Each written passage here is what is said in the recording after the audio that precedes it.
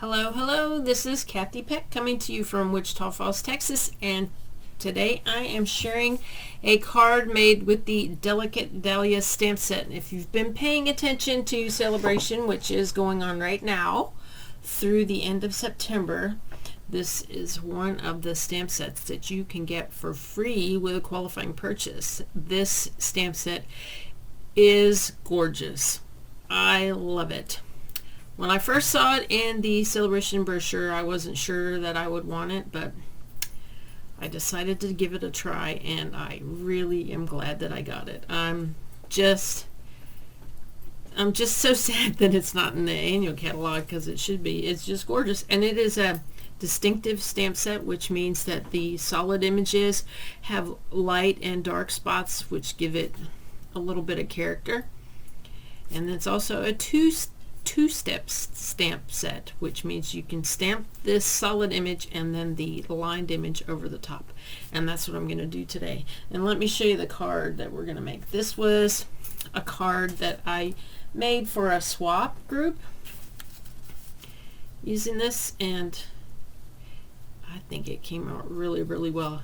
I stamped, this is Balmy Blue with Misty Moonlight for the lined image. Alright, so here we go. We will get this going. So to make this card as is, you'll need a piece of Balmy Blue cardstock for your card base that's 11 by 4 1/4, or you can cut it the other direction. It's your choice. I have a white liner that goes inside. I have a little piece of Whisper White that I'll stamp the sentiment on and cut out with my double oval punch, which is my favorite punch. I love this punch. A little piece of Balmy Blue scrap for the punch. This is the white where I'm going to do my stamping. My Balmy Blue layer, which is cut 5 1/4 by 4, and my white layer that I'm going to stamp on is 3 by 3. And then I have a 1 7/8 piece strip of DSP. This is from the Subtles card pack that I'll put on here, and then I usually trim off the excess. And guess what? I forgot scissors. Oh, fiddle. Well, I'll go get scissors. Hold on.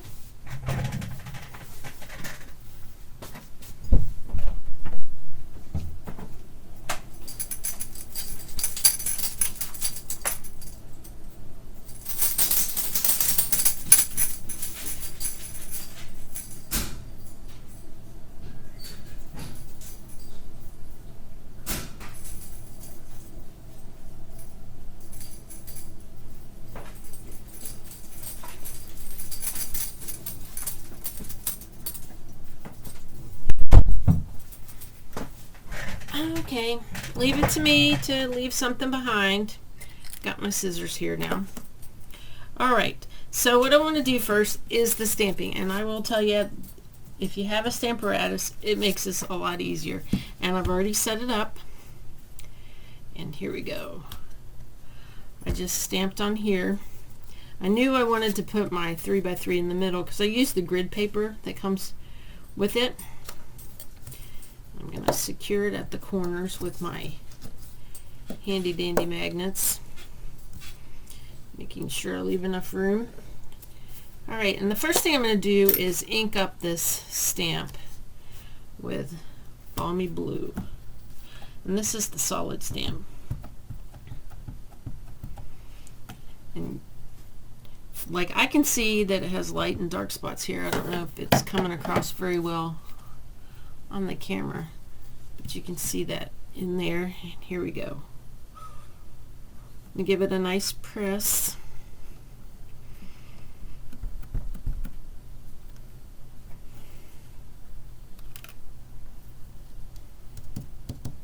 There we go. And let's see, press it down a little bit more. Keeping that in place, then all I'm going to do is just flip this over, and I already lined this up. Flip it over and grab my Misty Moonlight.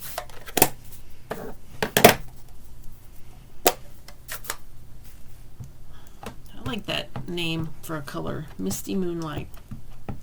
It's pretty cute. Alright, here we go. Don't be afraid if you get a little ink on your fingers when you're pushing this down. I mean, I could have used the other plate, but I just decided to put them both on one. There you go. Ta-da! I'm happy with that. So I'm going to set this aside and then start the assembly part. I mean, it goes together pretty quickly. I could have stamped that a little bit better, but you get the idea. Alright.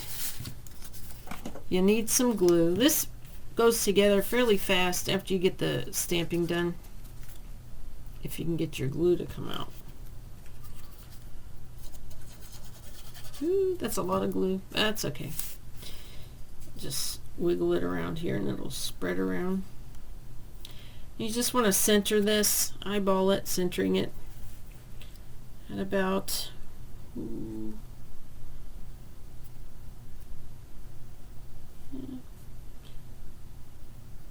right there.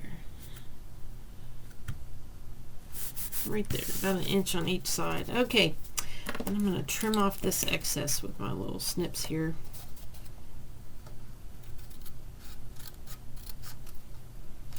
I always like to add the DSP like this because I'm afraid I'll cut it too short, and I have done many times. It's like 5 1/4 on one sheet of paper can be different on the other. If you get what I mean, it's just crazy how it does that. Alright, and this is going to all be flat today. I'm not going to put any dimensionals on this because I want to be able to mail it. You know, the more dimensionals you add, the more thickness the card gets and the postage goes up. But this can be done in a simple way by just keeping it flat, or you can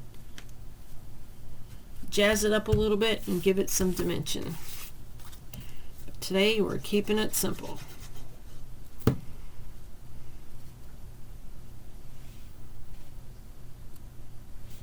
Go. And then what I want to do is I want to grab this little flower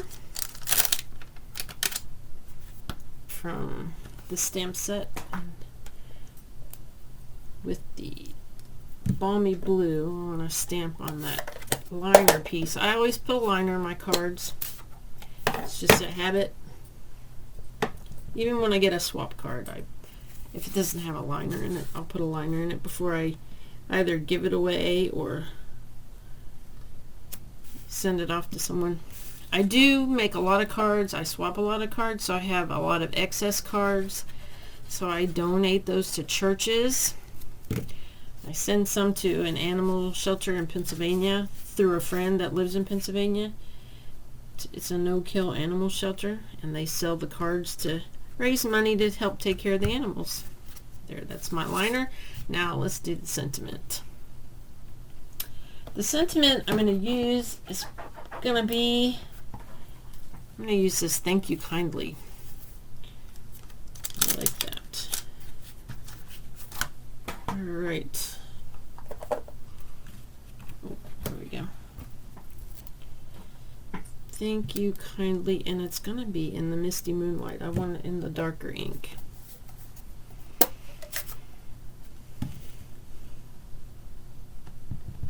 Remember, if you make any mistakes, there's always the back side of the paper you can use.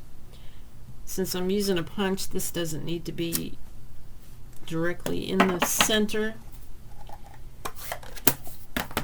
Alright. Now for this one, the small hole is at the bottom. So sometimes it's a trick getting it in there if you don't have a long enough piece of paper, but I think this will do just fine. And there goes paper flying all over the room, but that's okay. And then I'll just punch this out.